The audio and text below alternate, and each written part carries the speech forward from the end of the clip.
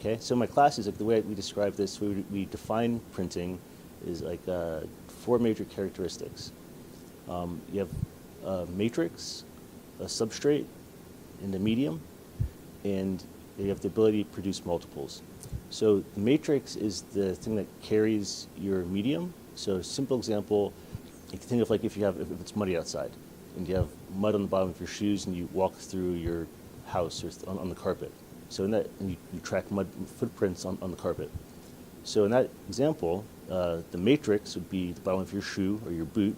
The medium is mud, and the substrate is the carpet or the floor, right? And you have a set of footprints that are made throughout the floor. So for us in the shop, typically our matrix would be maybe wood, or copper, or aluminum plate, or a stone even. Our most common substrate is paper. You can print on like canvas or fabric or t-shirts, things like that. And our medium is ink. And we have two main types: water-based ink that we use for screen printing, and for all other processes we use an oil-based ink.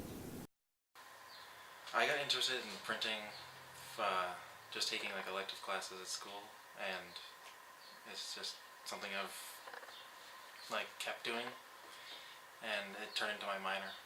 Printmaking has gone hand in hand in my design work through just like the processes I've used. I especially use screen printing and letterpress, so the typography has a lot of overlap as well as the color separation stuff in screen printing.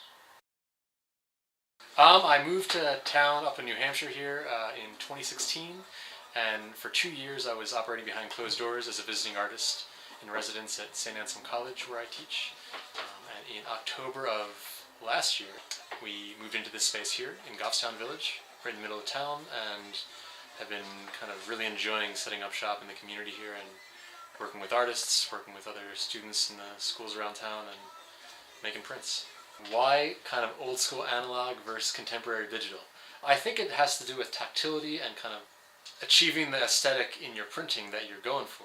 There's something about traditionally printed paper, whether it's woodcut or letterpress, even risograph, that has a little bit more of a modern edge to it, that is imperfect. There's variable, and even with the finest level of printing, highly crafted letterpress printing, it's still, printed by hand. So even if it's perfect in terms of letterpress technique, there's still going to be this tactile quality to it that you can't achieve in any way with a digital printer. It's just not possible. So I think people really seek that out. There's a really great vibrance and saturation to color, and you can print on a wider range of materials. I feel a range of uncoated stocks. I don't know, there's just something about it that you can't recreate digitally. That's what caught my eye when I got into printmaking, and I think it is something that when people pick these things up, it's just something you can't recreate otherwise.